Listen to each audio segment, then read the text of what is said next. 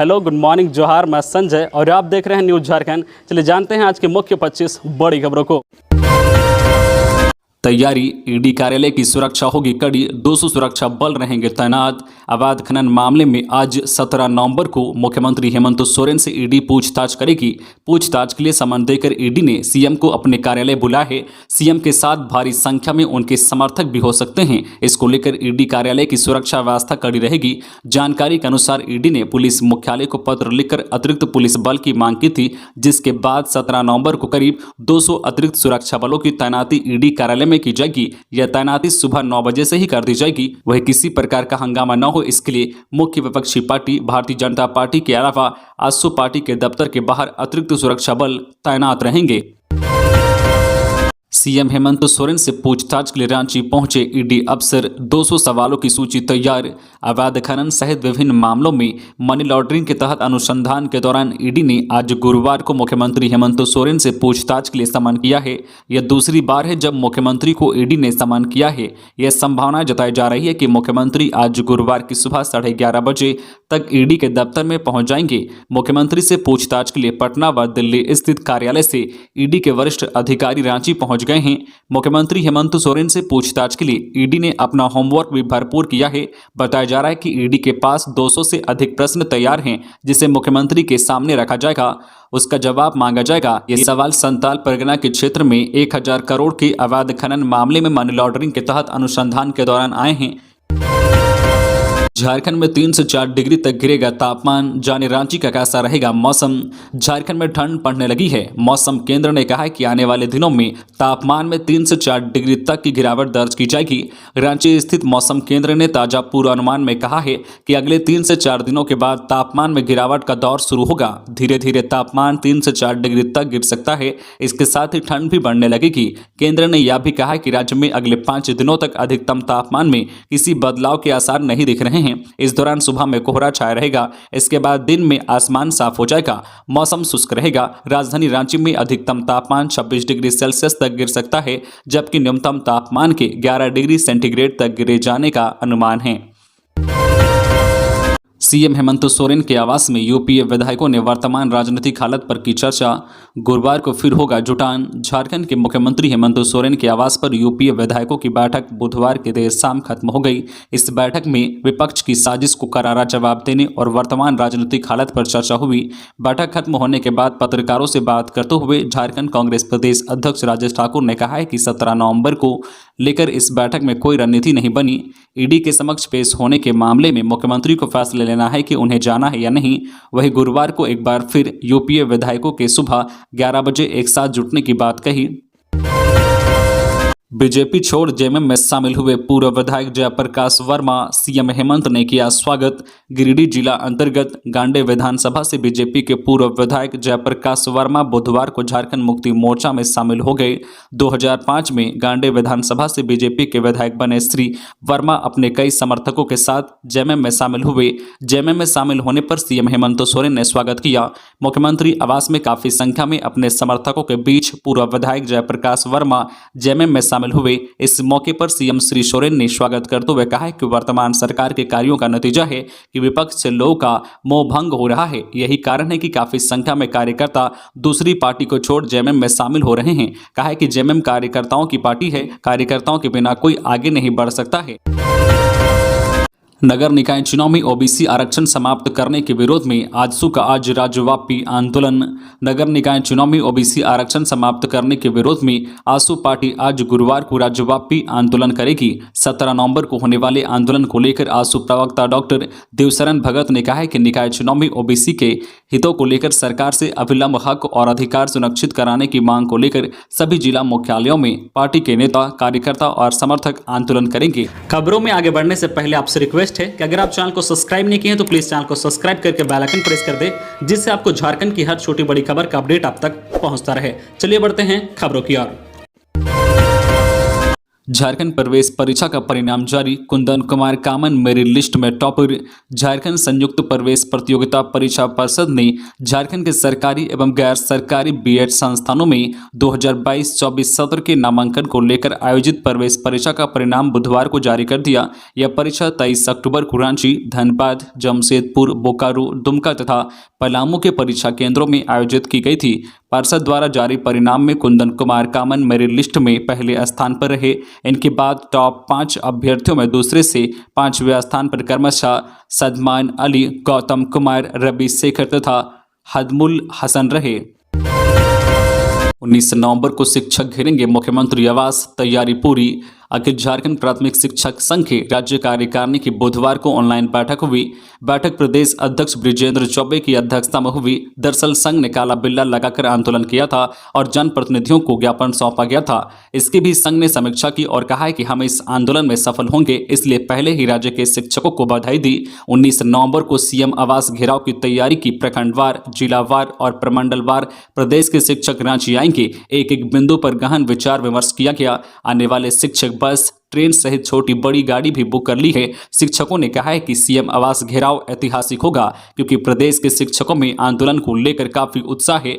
राज्य के सभी जिलों से बैठक में शिक्षक प्रतिनिधियों ने सरकार और शिक्षा विभाग के अधिकारियों के रवैये के खिलाफ आक्रोश व्यक्त किया है। इनकी मुख्य मांग शिक्षकों को एमएससीपी के लिए सुनियोजित वृत्ति उन्नयन योजना लागू की जाए। वही शिक्षकों के छठे वेतनमान की विसंगतियों का निराकरण सचिवालय कर्मियों की भांति किया जाए। रिम्स में इलाजरत कैदी की मौत, मजिस्ट्रेट की निगरानी में पोस्टमार्टम। रिम्स में इलाजरत हत्या के जुर्म में आजीवन कारावास की सजा काट रहे गुमान पूर्ति की मौत हो गई।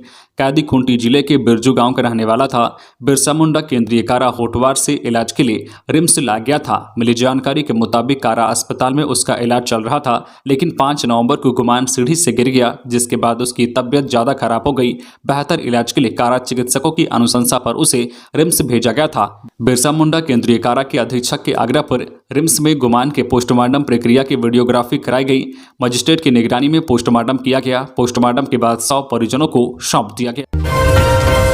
गुमला के डुमरी में ईंट भट्ठे की दीवार गिरने से नाबालिग सहित 3 मजदूर की मौत, कई घायल। गुमला जिले से 85 किलोमीटर दूर स्थित डुमरी प्रखंड के हुटाब गांव में सीताराम साहू के ईंट भट्ठा बुधवार की शाम को ध्वस्त हो गया।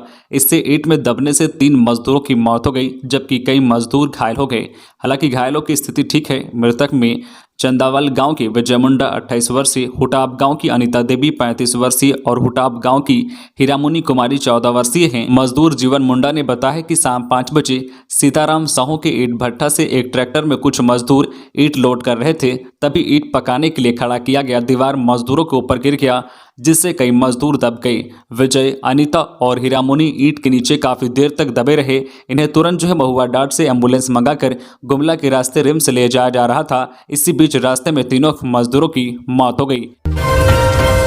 निलंबित आईएएस पूजा सिंघल के पति ने लगाई जमानत की अर्जी, हाईकोर्ट में दाखिल की याचिका। झारखंड के सीनियर निलंबित आईएएस मनरेगा घोटाले की प्रमुख आरोपी पूजा सिंघल के पति अभिषेक झा ने झारखंड हाईकोर्ट में मिसलेनियस याचिका दायर कर ईडी के द्वारा लिए गए संज्ञान को रद्द करने की गुहार लगाई है। अभिषेक झा ने अपने अधिवक्ता के माध्यम से जो क्रिमिनल मिसलेनियस पिटीशन दाखिल की है, याचिका में उन्होंने अपनी अग्रिम जमानत के साथ उनके खिलाफ ईडी कोर्ट द्वारा लिए गए संज्ञान को भी रद्द करने की मांग की है। वहीं उन्होंने ईडी कोर्ट द्वारा जारी किए गए समन को भी चुनौती दी है।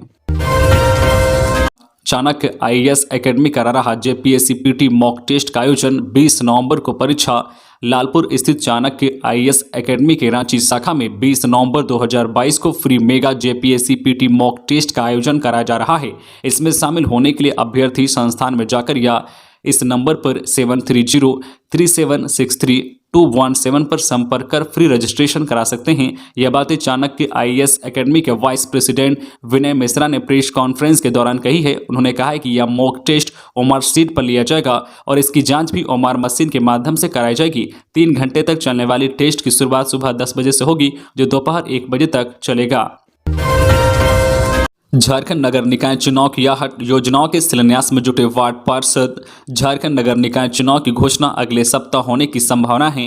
इस संभावना को देखते हुए नगर निगम क्षेत्र में इन दिनों योजनाओं का शिलान्यास कार्यक्रम शुरू हो गया है। स्थिति यह है कि पिछले 3 दिन में रांची नगर निगम क्षेत्र के विभिन्न वार्डों में सड़क निर्माण से जुड़ी 2 दर्जन से अधिक योजनाओं का शिलान्यास किया गया है। योजनाओं के शिलान्यास के पीछे मकसद साफ है कि कल तक जो जनता वार्ड पार्षद से सड़क, नाला और पेयजल आपूर्ति की मांग करते थे, इन मांगों को लेकर आम लोग पार्षद कार्यालय के लगातार चक्कर लगा रहे थे, लेकिन जनता की मांग पूरी नहीं होती थी। अब चुनाव की आहट शुरू हो गई है तो मतदाताओं को लुभाने के लिए योजनाओं का शिलान्यास करना शुरू कर दिया गया है ताकि वोट मांगने उनके बीच पहुंच सके। गुमला में खुला झारखंड का पहला स्पोर्ट्स बैंक, खिलाड़ी बनने का सपना होगा आसान। गुमला जिला में झारखंड के पहले स्पोर्ट्स बैंक का विधिवत उद्घाटन किया गया है। इस बैंक के माध्यम से कोई भी खिलाड़ी खेल से जुड़े कोई भी संसाधन लेकर इसका उपयोग करने के बाद सुरक्षित रूप से उसे वापस कर सकते हैं। डीसी सुशांत गौरव के साथ ही जिला के खिलाड़ियों ने इसे जिला के खिलाड़ियों के लिए एक बेहतर व्यवस्था बताया है। गुमला झारखंड का ऐसा जिला है जहां सम्मिलित बिहार के समय काफी संख्या में खिलाड़ी निकलकर सामने आए थे, जिसके कारण जिला को खेलगांव के रूप में एक पहचान मिली थी। लेकिन विगत कुछ वर्षों से इसकी पहचान धीरे धीरे लुप्त होती जा रही थी, जिसके पीछे कई कारणों में एक कारण यह भी बना है कि जिला के ग्रामीण क्षेत्रों में रहने वाले लोगों की आर्थिक स्थिति ठीक नहीं होने के कारण आज के समय में वे खेल के लिए उपयोग किए जाने वाले संसाधनों को नहीं खरीद पाते हैं। सत्य साई संजीवनी हॉस्पिटल का उद्घाटन 18 को राज्यपाल आएंगे जमशेदपुर। सत्य साई संजीवनी हॉस्पिटल का उद्घाटन 18 नवंबर को होगा। उद्घाटन राज्यपाल रमेश बैस करेंगे। राज्यपाल शुक्रवार को सड़क मार्ग से दोपहर 12 बजे जमशेदपुर पहुंचेंगे। वह पहले सर्किट हाउस जाएंगे। 12:30 बजे हॉस्पिटल पहुंचकर उद्घाटन समारोह में शामिल होंगे। 1 घंटे के कार्यक्रम के बाद राज्यपाल सर्किट हाउस लौट जाएंगे। 2:15 पर सड़क मार्ग से उनकी रांची वापसी होगी। राज्यपाल के कार्यक्रम की जानकारी जिला प्रशासन के पास पहुंच गई है। बाबूलाल मरांडी ने सीएम पर साधा निशाना, कहा हेमंत जी अहंकार तो रावण का भी नहीं रहा, हम आप क्या हैं। झारखंड स्थापना दिवस कार्यक्रम में सरकारी विज्ञापनों में राज्यपाल रमेश बैस को जगह नहीं देने को लेकर बीजेपी के विधायक दल के नेता और पूर्व मुख्यमंत्री बाबूलाल मरांडी ने सीएम हेमंत सोरेन पर हमला बोला है। उन्होंने आरोप लगाया है कि हेमंत सोरेन लगातार राज्यपाल का अपमान कर रहे हैं। बाबूलाल मरांडी ने सीएम हेमंत सोरेन पर राज्यपाल रमेश बैस का अपमान करने का आरोप लगा है। उन्होंने अपने ट्वीट में लिखा, राज्य स्थापना दिवस अवसर पर सरकारी विज्ञापनों, होर्डिंग्स में महामहिम राज्यपाल को जगह न देकर अपमानित करने का इतिहास बनाने वाले मुख्यमंत्री हेमंत सोरेन जी अब राज्यपाल के खिलाफ न्यायालय में शिकायत करने का भी रिकॉर्ड बना लिए। हेमंत जी अहंकार तो रावण का भी नहीं रहा, हम आप क्या हैं। रांची में अवैध शराब फैक्ट्री का भंडाफोड़, बोतल और पैकिंग मशीन सहित कई सामान बरामद। राजधानी रांची में अवैध विदेशी शराब की मिनी फैक्ट्री का भंडाफोड़ हुआ है। यहां से पुलिस ने 20 पेटी अवैध विदेशी शराब बरामद किया है। इसके अलावा 2 गैलन स्प्रिट, स्टिकर, कोर्क और ढक्कन भी बरामद किए गए हैं। रांची में उत्पाद विभाग की टीम ने नामकुम थाना इलाके में नकली शराब फैक्ट्री का भंडाफोड़ किया है। पुलिस और उत्पाद विभाग की छापेमारी टीम ने भारी मात्रा में नकली शराब बनाने के सामान के साथ बोतल पैकेजिंग मशीन भी बरामद की गई है। उत्पाद विभाग को इस बारे में गुप्त सूचना मिली थी, जिसके आधार पर यह कार्रवाई की गई है। छापेमारी में खाली बोतल, कोर्क, ढक्कन और अलग अलग कंपनी का लेबल बरामद किए गए हैं। चतरा पुलिस का योगी मॉडल इनामी नक्सली के घर पर चलाया बुलडोजर। 25 लाख के इनामी नक्सली के खिलाफ चतरा पुलिस ने योगी मॉडल अपनाते हुए कार्रवाई की है। जेसीबी लेकर राजपुर थाने की पुलिस फरार नक्सली के घर पहुंची और कुर्क करने की कार्रवाई शुरू की। इस दौरान मकान के एक गेट और खिड़की को जेसीबी की मदद से ध्वस्त किया गया। भाकपा माओवादी के सदस्य और 25 लाख के इनामी गौतम पासवान के विरुद्ध राजपुर थाना कांड संख्या 84-15 दर्ज है। चतरा पुलिस लंबे समय से फरार नक्सली को न्यायालय में सरेंडर करने की चेतावनी दे रही थी, इसके बावजूद सरेंडर नहीं कर रहा था। इसके बाद बुधवार को मकान को कुर्क किया गया। एसपीओ अविनाश कुमार के नेतृत्व में कार्रवाई की गई है। इस दौरान नक्सली के घर में रखे सभी सामान को जब्त किया गया है। जेबीवीएनएल के सीएमडी को हाईकोर्ट बुलाया, 23 नवंबर को होना है हाजिर। जेबीवीएनएल के सीएमडी को झारखंड हाईकोर्ट ने तलब किया है। 23 नवंबर को उन्हें सशरीर अदालत में उपस्थित होने का निर्देश दिया गया है। दुमका की रानी सती राइस मिल से जुड़ा हुआ यह मामला है। दरअसल इस पर बिजली चोरी करने का आरोप लगाया गया था। मिल से 30 लाख रुपए भी वसूल लिए गए थे। इससे पहले जब सक्षम कोर्ट में सुनवाई हुई थी तब रानी सती मिल के पक्ष में फैसला आया था। कंपनी को पैसा लौटाने का आदेश दिया गया था, लेकिन जेबीवीएनएल ने पैसे नहीं वापस किए। इसके बाद राइस मिल के मालिक ने हाईकोर्ट में याचिका दाखिल की थी। इस पर सुनवाई चल रही है। सीएमडी को तलब किया गया है। चाईबासा के कुम्हारटोली से 10 हाथी दांत बरामद, 5 तस्कर गिरफ्तार। पश्चिमी सिंहभूम जिला के चाईबासा शहर स्थित कुम्हारटोली से 10 हाथी दांत बरामद हुआ है। चाईबासा वन विभाग के पदाधिकारियों ने गुप्त सूचना के आधार पर यह कार्रवाई की है। इस दौरान चाईबासा वन विभाग के पदाधिकारियों ने 5 तस्करों को भी गिरफ्तार किया है। जानकारी के अनुसार पदाधिकारियों ने 10 हाथी दांत बरामद किए हैं।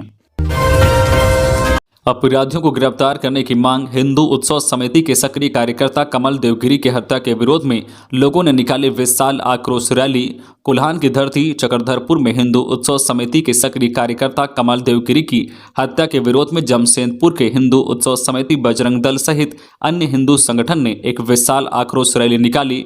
हजारों की संख्या में यह कार्यकर्ता जमशेदपुर से चक्रधरपुर के लिए रवाना हुए, जहां परिजनों से मुलाकात कर उन्हें सांत्वना देने का काम करेंगे। वही जिला प्रशासन के खिलाफ प्रदर्शन करते हुए इस पूरे मामले में प्रशासन को दोषी ठहराते हुए अपराधियों को अविलंब गिरफ्तार करने की मांग की है। हिंदू उत्सव समिति का आरोप है कि प्रशासन की गलती की वजह से कमल देवगिरी की हत्या हुई है। ऐसे में हत्या के 4 दिन बीत जाने के बावजूद अब तक अपराधियों को गिरफ्तार नहीं किया गया है। यह अपने आप में ही बड़ा सवाल है। उधर जमशेदपुर पहुंचे हिंदू उत्सव समिति के कार्यकर्ताओं ने जमकर प्रदर्शन की है। पंकज मिश्रा को जमानत के लिए करना होगा इंतजार। अब 22 नवंबर को होगी सुनवाई। पंकज मिश्रा की जमानत याचिका पर बुधवार को पीएमएलए की अदालत में सुनवाई हुई। इस मामले में पंकज मिश्रा की ओर से समय मांगा गया है। इसे लेकर कोर्ट ने अगली सुनवाई की तारीख 22 नवंबर तय किया है। पंकज मिश्रा ने 17 अक्टूबर को ईडी के पीएमएलए कोर्ट में जमानत याचिका की अर्जी दी थी। अवैध खनन ट्रांसपोर्टेशन मामले में पंकज मिश्रा 19 जुलाई से जेल में बंद हैं। इन पर 100 करोड़ से अधिक का मनी लॉन्ड्रिंग के जरिए चल अचल संपत्ति अर्जित करने का आरोप लगा है। ईडी की तरफ से इस मामले पर 2000 पेज की चार्जशीट भी दाखिल किया गया है। झारखंड में उच्च शिक्षा की स्थिति बेहद खराब। राज्यपाल रमेश बैस आरयू के अंतर्गत रांची कॉलेज के नाम से कभी जाना जाने वाला डॉक्टर श्याम प्रसाद मुखर्जी विश्वविद्यालय के लिए बुधवार का दिन खास रहा। 2017 में विश्वविद्यालय बनने के बाद यह राज्य का पहला विश्वविद्यालय है जहां सभी इंफ्रास्ट्रक्चर मुहैया कराई गई है। इस विश्वविद्यालय में राज्यपाल रमेश बैस ने एक साथ 3 नए बिल्डिंग का उद्घाटन किया है। 3 नए शैक्षणिक, प्रशासनिक एवं परीक्षा भवन के उद्घाटन समारोह के मौके पर राज्यपाल ने संबोधित करते हुए विश्वविद्यालय कर्मियों और छात्रों को बधाई दी। इस मौके पर राज्यपाल रमेश बैस ने कहा कि मेरा मानना है कि किसी भी शैक्षणिक संस्थान में इंफ्रास्ट्रक्चर के साथ साथ गुणवत्तापूर्ण शिक्षा आवश्यक है। आज़ादी के अमृत महोत्सव वर्ष में यह सौगात विश्वविद्यालय को मिली है, जिससे छात्रों और विश्वविद्यालय कर्मियों को लाभ मिलेगा। राज्यपाल ने कहा है कि मैं उच्च शिक्षा की स्थिति को लेकर लगातार समीक्षा करता रहता हूं, मगर दुख की बात यह है कि इन शैक्षणिक संस्थानों की स्थिति बहुत ही खराब है। उन्होंने कहा कि कॉलेजों में शिक्षकों की कमी सहित इंफ्रास्ट्रक्चर की भारी कमी है, जिसे दूर करने की कोशिश की जा रही है। तो ये थी आज की झारखंड की टॉप बड़ी खबरें। इसी तरह झारखंड की हर छोटी बड़ी खबर देखने के लिए आप हमारे चैनल न्यूज झारखंड चैनल को सब्सक्राइब करके बेल आइकन प्रेस कर दीजिए, जिससे आपको झारखंड की हर छोटी बड़ी खबर का अपडेट आप तक पहुंचता रहे। तो आज के लिए बस इतना ही। हमें दीजिए इजाजत, फिर मिलते हैं नेक्स्ट न्यूज में।